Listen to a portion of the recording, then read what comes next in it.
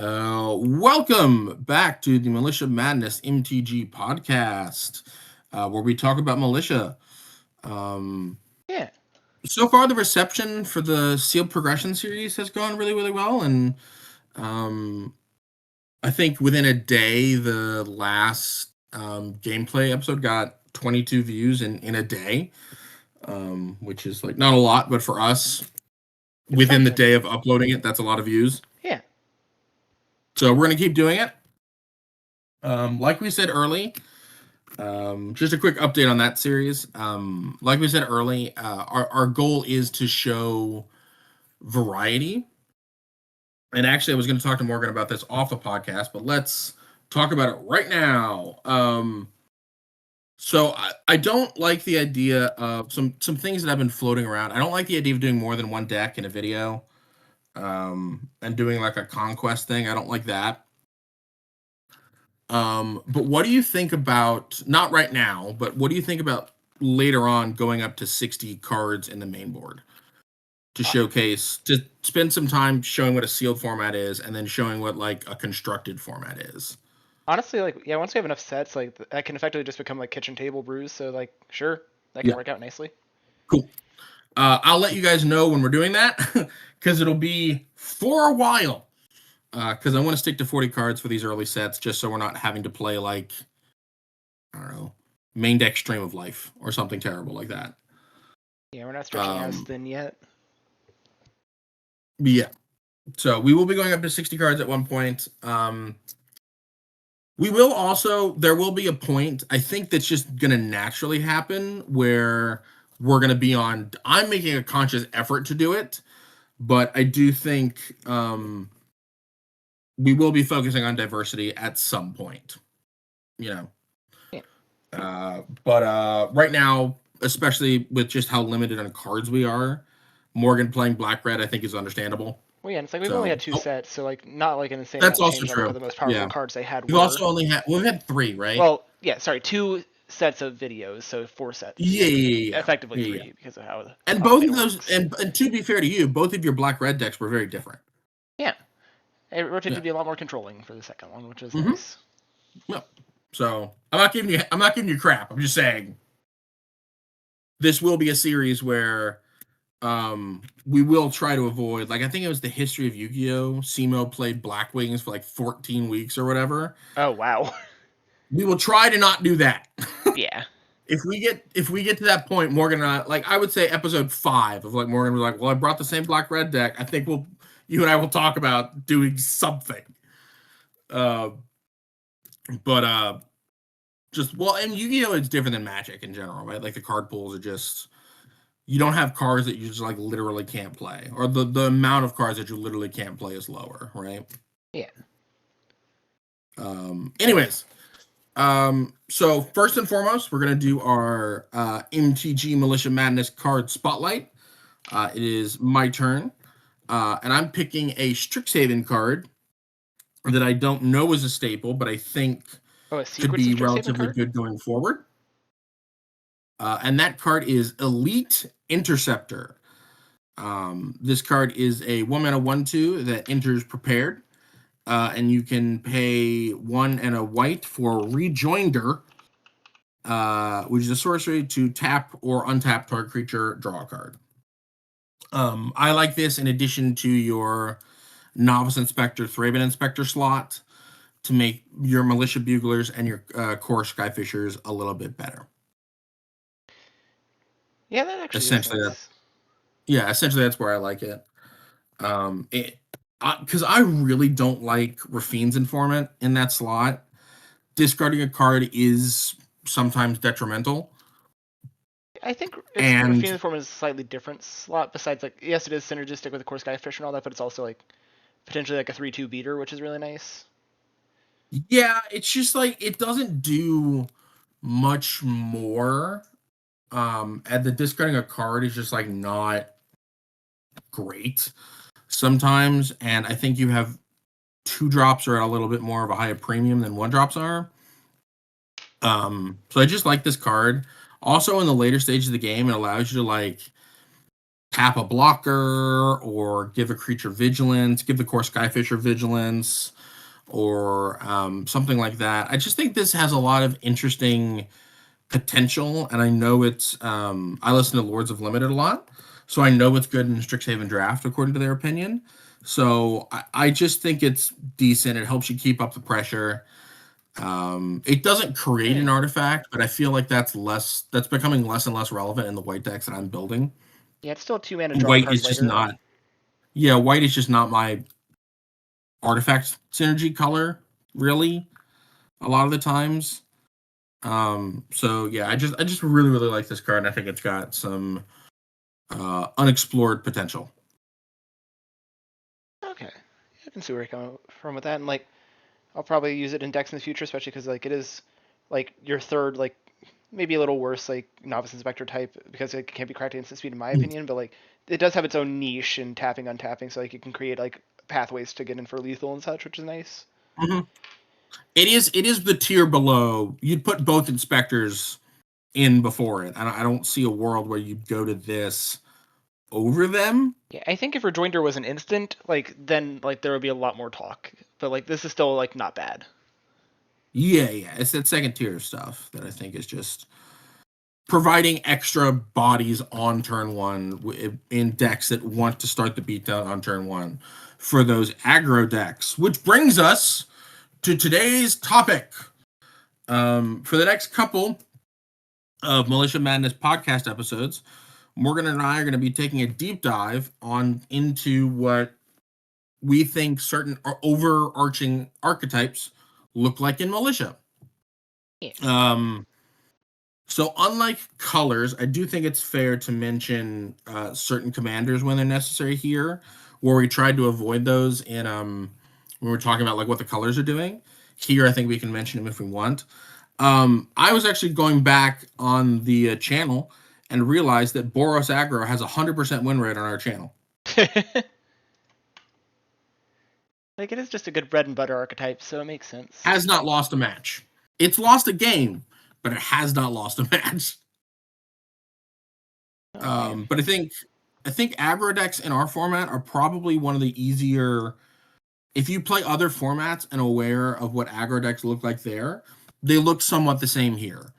You know, they're trying to apply pressure to the board and attack you until you die, for the most part. Yeah.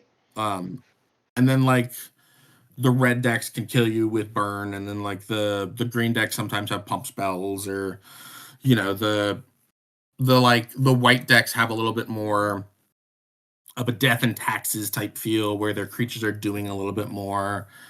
And then the blue aggro decks are operating on a little bit of a different, more tempo-ier, not like counter every spell that matters, but counter the ones that win you the race, that type of thing. And then black aggro decks are pretty similar to like white aggro decks, is like kill the things that matter, play creatures, attack, that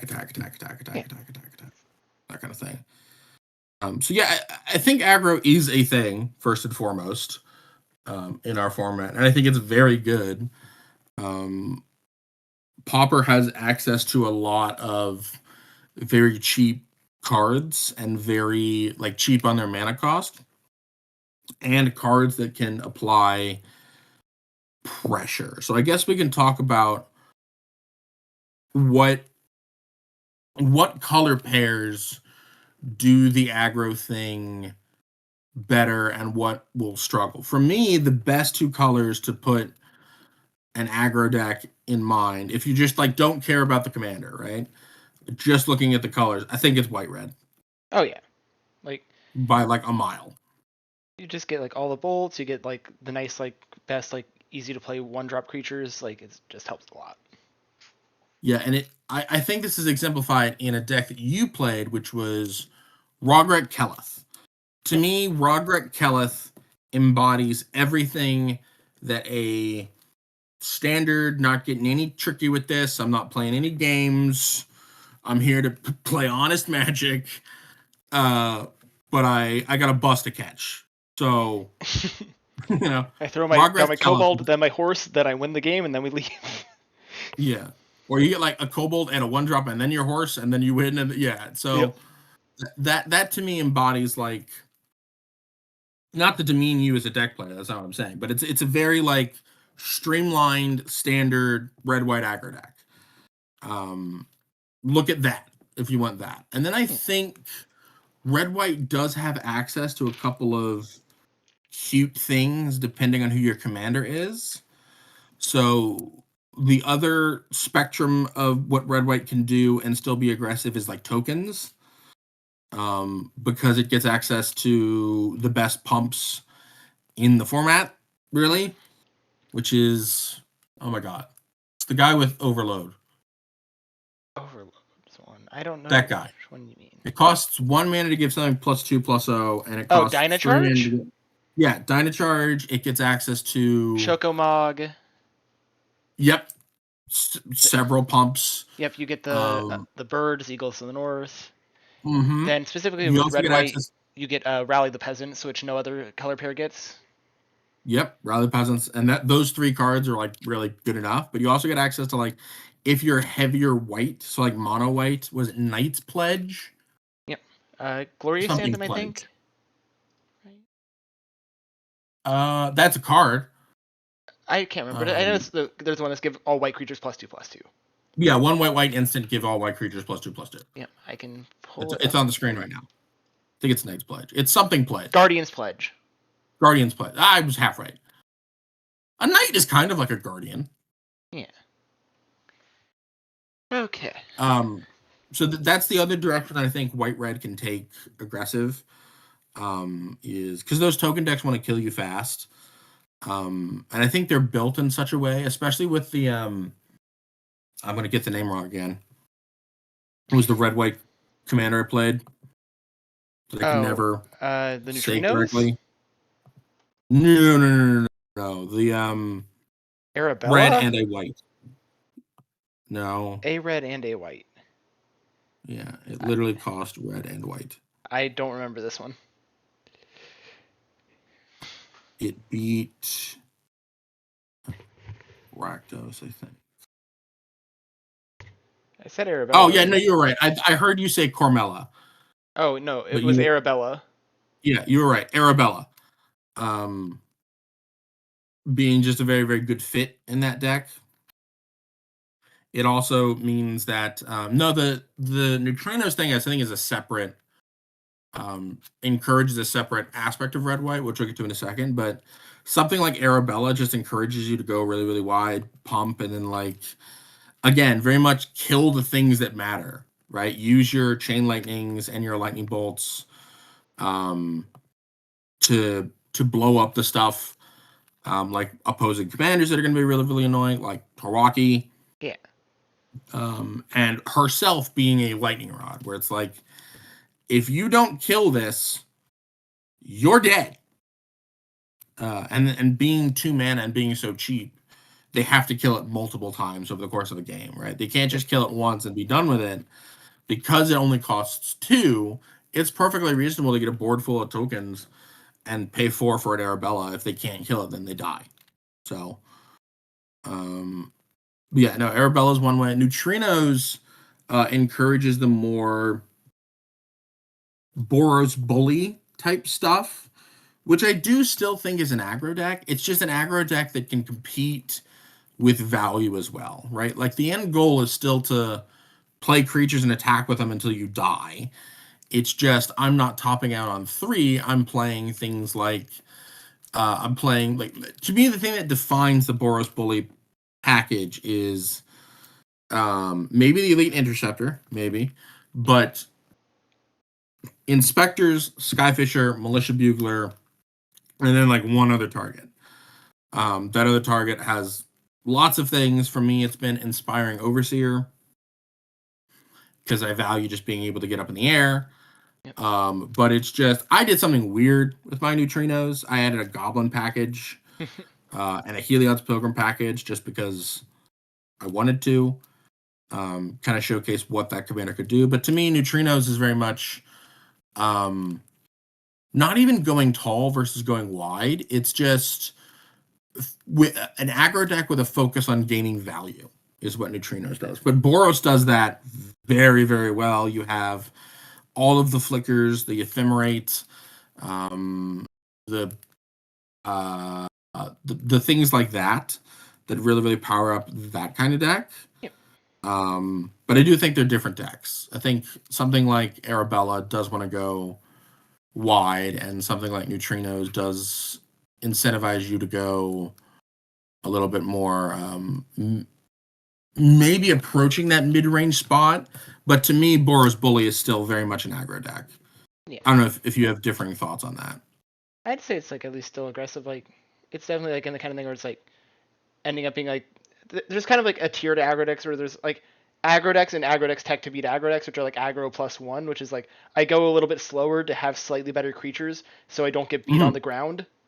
Which is Yeah, stuff like we saw like a long time ago in Modern, which were like all the burn decks running Wild Nacatl because it blocks Monastery Swiftspear. sure, something like that. Yeah, it's interesting because once you put Lightning Bolt in your deck, that card is so multifaceted that just calling it an aggro card, I think, does a disservice to Lightning Bolts and the Lightning Bolts of the world, right? Like, control decks still play Lightning Bolt. Mid-range decks are going to play Lightning Bolt. So I think as Magic has gotten more powerful over the years, these archetypes are harder to evaluate based on the cards. It's more about coming in with a game plan, right? Which I think sometimes with some decks is wrong.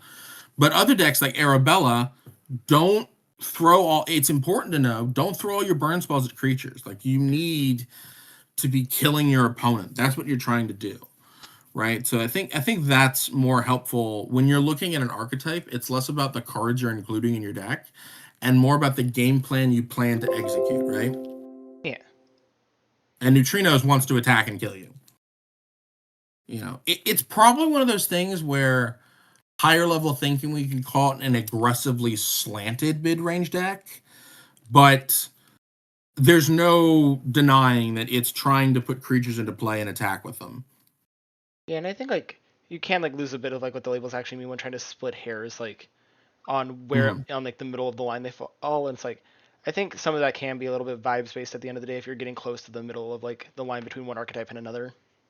Yeah, it's more about determining a game plan coming in, right? Like, if you're looking at a pile of cards and you don't know what to do, and someone goes, "Oh, this is my aggro deck." Now you know, oh, okay, I'm putting creatures into play and I'm trying to attack. I'm not trying to make it to turn 8 and turn 9 and grind out value or whatever. These Monarch cards in my sideboard, which will be in a lot of different sideboards, are not my game plan. Games 2 and 3. I'm not trying to sideboard into a control deck, right? I'm trying to put the pressure on. I'm trying to be the one that asks the questions and my opponent give the answers, right? I think though we live in an era where those aspects of an archetype are just more important than the archetype itself. Yeah. If that makes any sense. I think it does. Yeah.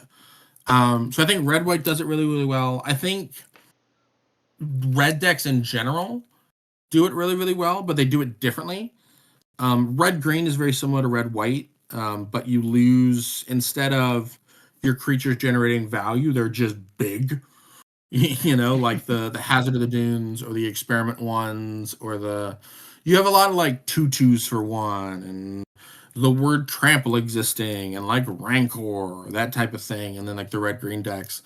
Blue red and black red to me kind of feel like we're starting to get more into the mid-range tempo world. Depending on how you build them. Yeah. Although black red can be super aggressive too. Yep, because you get access to like some more burn spells that like you didn't have before. Like you get the Mhm. drain cards that have like the Mhm. madness synergy as well, and then you get like bump in the night. You also get access to like suicide black or like Sui black, or like black soup, Yep. depending on how you want to say it. Those type of decks. Like Vampire Lacerator and Carnophage, and has the potential to come out swinging. You also get access to like haste creatures and Yep. those types of things. I Also, do your love Spike removal is just Jester. more dope. Yep, you get Spike Jester too. It's bad, but That I card love it. exists. Yeah. Yep. That's an accurate description. Um, Oh, I sorry to do cut think you the off. black aggro decks are not the black red synergy decks, like the artifacts package, or the Madness package. Like those to me feel like different types of decks. Like when I'm talking about black red aggro, I'm talking about like putting creatures into play, throwing burn spells, and playing those drain lives or the those drain effects, and then the dope creatures and stuff like that. Yeah, like I I think think it's a fair place where like the black red can split, because we talked about black red, and black red can really do anything. It's not yeah, limited in its card pool the same way that I would say like green and white are. Black and red can do anything, but the black red aggressive decks to me are like more along the lines of like Torwaki rather than Green Goblin. yeah, and like I will say I do think the artifact decks generally tend to slant aggressive, but they have that a bit more of a tempo skew, which is what makes them like complicated because like they'll be sacrificing resources on board to be able to like re-get their hand into the late game, which will let them then rebuild Mhm. boards, so they don't like go Yeah. all in aggressive like a lot of the other slants of aggro you see. hmm they're like an aggressively slanted mid-range tempo deck. Yeah. Same with Yeah, like red white can be. Once you start putting like tithing blades and blood fountains and Ichor Wellsprings in your deck, to me, you're diluting your aggression a lot. To basically say, look, I want to put more value engines, and not the decks are not bad. We've played them on the channel a yeah, bunch. Um, so they're not bad by any means. It's just you're playing a different deck at that point. Like it's yeah, not an aggro deck as much. You're now playing. So when you're looking at your deck, that might have an influence of like, oh, I'm diluting my aggression. This Vampire Lacerator and Carnophage are just not as good anymore. I want to be on Retrofitted Transmigrant and oh god, what's the 4-mana guy? refurbish familiar. Yep. But yeah, I think that also is like the specific like looking at the artifact like plan being like less aggressive is a good showcase of how our format changed it. Is because if you look at the aggro decks for artifacts in real Pauper or regular Pauper, what you see is they can always play their big artifact threats and don't have to worry because they have 4 of all of the artifact lands. We can't make that work, so to hit a critical density of artifacts to make the aggressive artifact synergy cards work, we got to go a little slower. Yeah. So our affinity decks are actually more mid-rangey and more tempo-y than regular Pauper, which is a good distinction to make. Yep. Because some of the aggro decks port over from Pauper really, really well. Like red white ports over. You're not going to be playing 4 lightning bolts. You're going to be playing like lightning bolt, chain lightning, lightning strike. Yeah. The cards are going to change. The strategy's not necessarily. Whereas I do think that's a good point. The black red decks, not only do the cards change, but the strategy changes as well, which is a good point to make. Yeah. It's a cool thing to notice. Yeah, and then blue red I think is rides that mid-range tempo slot a lot more than just like an aggro deck does. It'd be like one of those like aggressively slanted tempo decks type things. Mm-hmm. Because I think the blue red decks we've played on the channel, I played Breaches and Malcolm twice, but they were both very different. Breaches and Malcolm, and you played Control. I also played an aggro spells list in Balmore. I forgot about that episode completely. Yes. Yes, you did. Yeah, which was just like focusing on like the token making side of red with like the mhm. spells part of blue to like combine into big pump board wide stuff. Mhm. And yeah, which I do Yeah, find I think that's interesting. an interesting point to make. Like blue red is a synergistic aggro deck. I think is fair. Would you say that's true of Yeah, just the blue red aggressive decks in our format? Like you can't.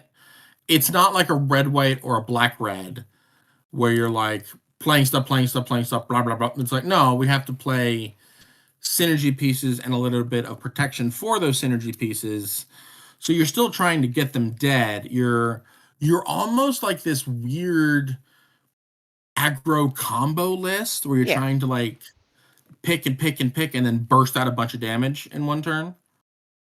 yeah, pretty much. Like this, if you're going for blue red specifically, like what you end up getting out of the blue is like consistency to like which tools you can bring and like what you're trying to like specifically do with your game plan rather than just I'm putting in everything that kills my opponent. It's like, oh no, I'm going to try to kill my opponent on this specific axis, and Mm-hmm. you have the card draw to and like more technical pieces to do it. Well, like if you're looking Hmm. at like blue aggro from a like non-specifically blue-red axis, like it would be like, okay, what blue is giving me is just like a little bit of staying power, so that I can actually like have some more like ability to find more cards later. So like like draw twos and stuff like that to refill, and that's what you're gonna Hmm. try to get out of like blue and your more aggressive stuff later. So like that's why if you've like looked at Yeah. like regular Pauper before, you've seen like, oh, the blue aggro decks that do well are like mono blue Delvery stuff, and it's like, okay, Hmm. it's pretty Yeah. nice. Yeah. The mono blue Delver stuff is so close to working in our format, but I think that deck in our format is blue red just because um playables. Yep. Honestly. Um, yeah. I think that I don't know how long we've been recording, but that's a pretty good overview of it. Is red is a very aggressive color, black is a very aggressive color, and white are a very aggressive color. And I think any combination of those two of those three, you could probably build a very successful aggro deck. Um, Green has a lot to say about it. But I think in general, when I see red at the table, I'm going to be, depending on the commander, obviously, red to me means more on the aggressive spectrum, blue Yeah. maybe a little bit less so. But I think that's how long have we been 25 going? minutes about 26. 25 is probably fair. Unless you got anything else that you want to say? I guess like the only thing I want to add like with like barely touching like green and blue like on like what that is like I think like if you're going for like green or blue in your or in your aggressive decks, you need to make sure that like you're doing something like that is a little, as we said a second ago, more synergistic, but specifically like try to like interact with your commander, like do it a line like that, because like it's one of the biggest things to be like is like, oh, if I'm playing like a green aggressive deck, I could play like a 3 mana aggressive commander and every single Llanowar elf, and like turn Hmm. to my commander almost every single game, and then be aggressive from there. And like you'll have Hmm. to have like a different access to punch on, but especially like Yeah, with like gates and stuff like that in aggro decks, like playing mana dorks in your like fully aggressive slanted deck means that you can actually punch hard with them late game. yeah. I've always seen Manadorx as the on the more aggressive spectrum, though. Yeah. I think we've had a podcast where you and I talked about that, and we disagree on that a little bit. But I don't know. You're playing Manadorx in your deck, so you can play 5 drops faster, so you get in the game faster. That to me Yeah. screams a more aggressive spectrum. Even if you're not being aggressive with attacking, you're still trying to put Oh yeah. pressure on your opponent way before they're ready to deal with it and kill them like that. But yeah, that's a good point. Gates packages to me, I don't know. They ride that line because they do slow you down. Um, Coming into play and stuff like that. Yep. But especially with like green blue, I guess that's the one that really is an outlier. Yeah, I agree. I think like when you're looking at like, oh, I guess we could talk about like how to beat these archetypes or what you're looking for in the sideboard against these archetypes. That'd be good. Okay. But yeah, I think the first step when you're determining if you're against an aggressive opponent is commanders start the game face up in our format. You can't hide them. So read them. Yep. You know, we live in a world where our commanders kind of tell you what our deck is doing for the most part, right? If you look across the table and you see Quasar, not so much, right? Like that could be one of thousands of different things. But you look across the table at like a Balmor or an Arabella. You know you got to keep All that thing right, off the table. yeah, I figured you out. you Yeah. know, or like a lot of the mono red versions that aren't Zada, I figured you out. These Yeah. types of things. Um, in essence, like um, what do you think are some of the things you can do in both sideboard cards and gameplay to really help against the aggro matchup? I think my biggest like thing is to not focus so hard on life gain that you forget to win the game. Because yes, cards like Weather the Storm are very good in the fact that you can be like, oh, I gained 20, but now that you gain 20 life, you have to actually turn the corner. And some people Mhm. forget that. Yeah, I would agree. It's why I like Weather the Storm is like the only straight up Weather the Storm and Feed the Clan. To me, are like the only straight up life game spells that aren't creatures that I'll play. Yeah, it's like I think like at least 10 life for one card is like where you got to be feeling, and like maybe like 2 to 3 mana is like where you start to feel, okay, I did not waste my time putting the mana into this. Yeah, for me, it's what is the most efficient way in a turn that I can stop them from hitting me. Yep. Thing one, don't get hit. Just a general strategy in Magic is don't die. After you don't die, how are you winning? Right? That needs to be in the forefront of there needs to be a point where you pivot from how do I not lose to how do I win now? Yep. And it depends on your deck, right? Like if you're playing another aggressive deck, sometimes you need to be like, look, if I block, I'm dead. If I don't block, I'm dead to bolt. But if I block, I win on the backswing. Sometimes you need to make the decision to be like, if they top deck the bolt, they top deck the bolt. This is the world we live in, and just move on. Accept that it's a race and sideboard to give you just enough of an edge to win that race. That's my opinions of aggro v aggro, right? If you're a control deck, I think you've built your deck already with aggro in mind because it's your worst matchup. So life gain spells are good, but I think you nailed it with you have to like it's a deck building philosophy, right? Like we can't play control decks in this format that have no creatures. It's just not a reality of things we can do. Those decks just don't work. You need to be playing like your Tolarian Terrors, your Murmuring Mystics, your Delvers, your Augur like Bolus. we need to have on the tier below that, but well, yeah, but it's like a 1/3 that blocks well, like that, and the Excavator but that all are very nice. yeah, a lot of the problems that I have with aggro bolus is that they gain life but don't end the game. It's why I'd always put Tolarian Terror and Delver of Secrets over them, is because what Delver and Tolarian Terror do is, less Delver, it's a 1/1, but whatever. But Delver can gain life too, because if they feel like they have to bolt that, you just gained 3 life. Which is good. But Delver can like end the game. So you have these built-in ways to just a Weather the Storm for 20. Well, actually 21. 20 is not a possible number. 21 is not good enough on its own. It buys you turns, but you need to be doing something with those turns. You can't just be like land go, I'll take 3. Land go, I take 3. It's like, that's not good enough. So I do think proactive, and not necessarily proactive with playing creatures. Like if you're a Turbo Fog list, something like that, where it's like, oh, I'm going to proactive in drawing cards that help me gain more life that then will let me do something later, right? That's still being proactive, but you just can't sit there and do nothing against aggro decks. They'll win. Yeah.